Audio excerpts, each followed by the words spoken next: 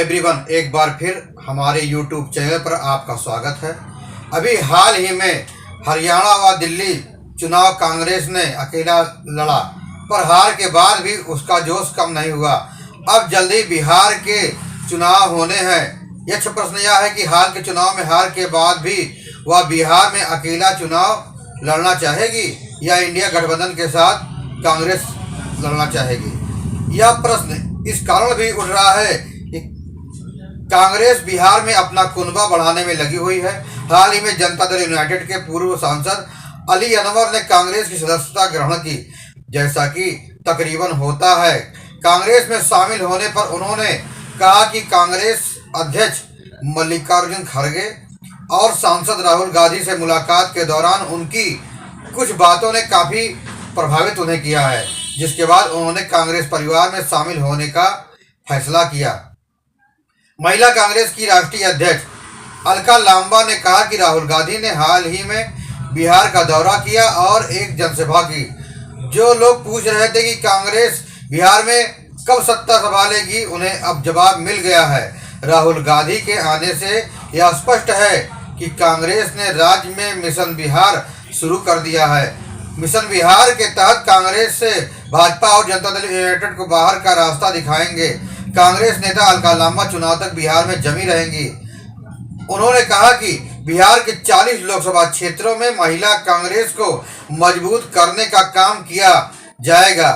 बिहार चुनाव तक मैं राज्य में ही रहूंगी।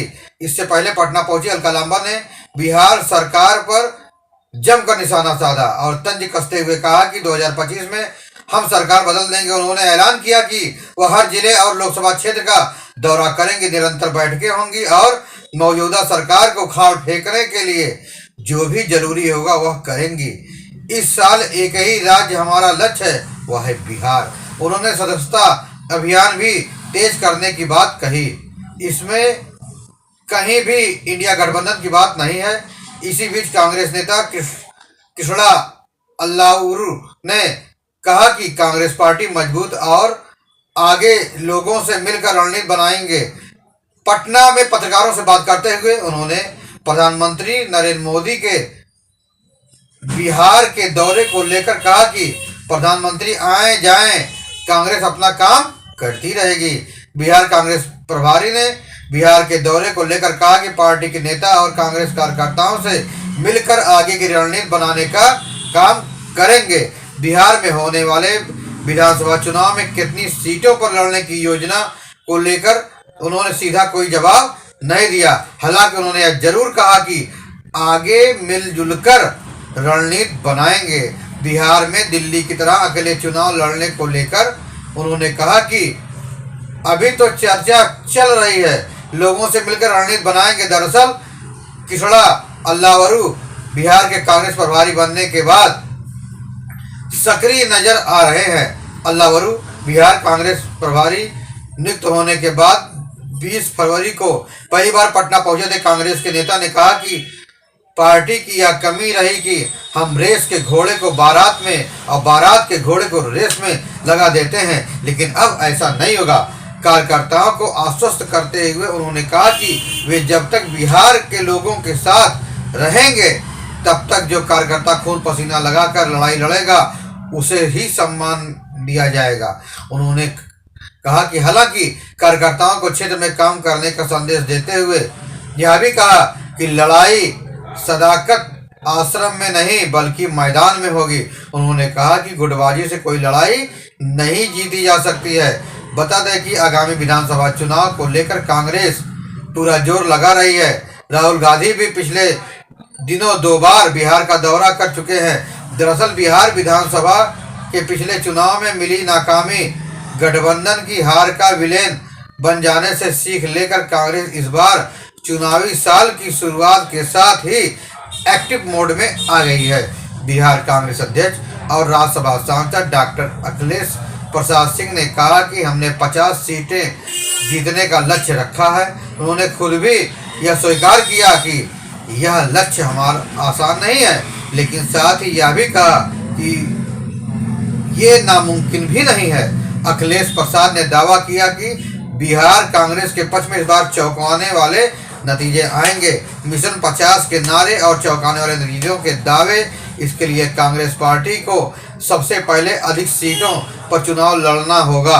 2020 के चुनाव नतीजों में 70 सीटों पर चुनाव लड़कर महज 27% स्ट्राइक रेट के साथ 19 सीटें ही जीत पाई। पार्टी को राष्ट्रीय जनता दल इस बार अधिक सीटें देने का खतरा मोल लेंगी, खासकर तब जब महागठबंधन 110 सीटें जीतकर बहुमत के लिए जरूरी 122 के जादुई आंकड़े से महज 12 सीट पीछे रह गया था और विपक्षी गठबंधन की मात के लिए कांग्रेस के प्रदर्शन को कसूरवार ठहराया गया। मिशन 50 का नारा देने वाली कांग्रेस पार्टी के नेता भी यह समझ रहे हैं कि सीट शेयरिंग की टेबल पर अपनी डिमांड मनवाने की राह में पिछले चुनाव का प्रदर्शन उनकी राह का सबसे बड़ा रोड़ा है। यही वजह है कि पार्टी ने इस बार खास रणनीति बनाई है, प्लान 45। दरअसल कांग्रेस ने 2015 के विधानसभा चुनाव में 41 सीटों पर चुनाव लड़ा था और 27 सीटें जीतने में सफल रही थी, जो 1995 में 29 सीटों पर जीत के बाद बिहार चुनाव में पार्टी का सर्वश्रेष्ठ प्रदर्शन था। कांग्रेस को इतनी सीटें लड़ने के लिए तब मिली जब महागठबंधन में जेडीयू भी थी। 2020 के चुनाव से पहले कांग्रेस नेतृत्व अधिक सीटों की डिमांड पर अड़ गया।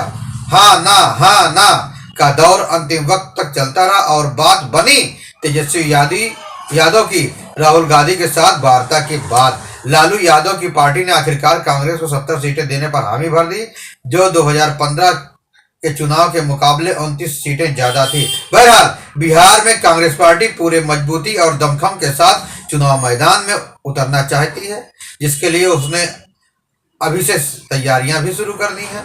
राहुल गांधी, मल्लिकार्जुन खड़गे सभी की निगाहें बिहार पर हैं। ऐसे में क्या कांग्रेस बिहार जीतेगी?